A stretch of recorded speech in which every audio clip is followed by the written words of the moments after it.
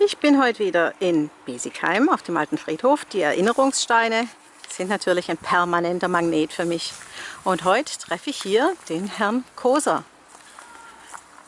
Hallo Herr Koser. Hallo.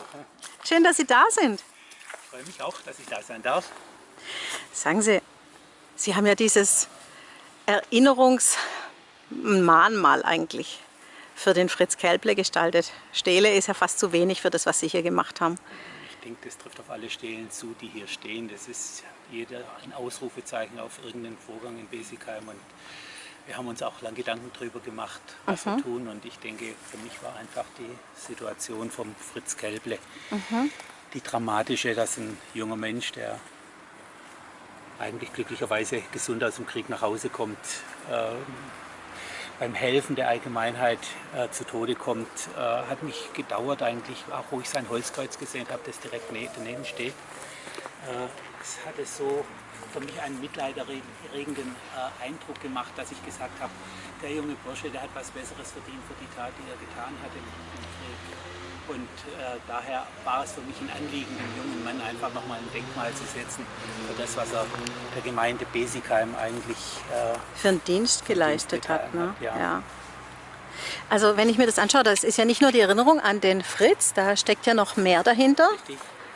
Es soll eigentlich so ein bisschen diese nüchterne, sachliche Darstellung sein. Unten habe ich das mit einer Beschreibung von Räumen einer Essmine, die sich ganz sachlich und fachlich anhört, dargestellt, wo man drauf erkennt, wie der Vorgang einer Entschärfung stattfindet.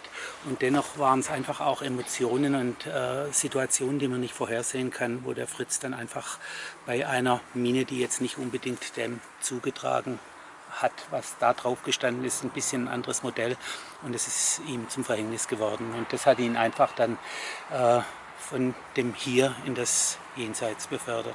Mit einem Schlag, mit einem Krach. Und das soll eigentlich so ein bisschen dieser Durchschuss, diese Zerstörung darstellen, die das junge Leben, er war jetzt gerade 7 Tage über seinem 18. Lebensjahr oder Geburtstag, was ihn da einfach von dieser Welt katapultiert hat. Ja.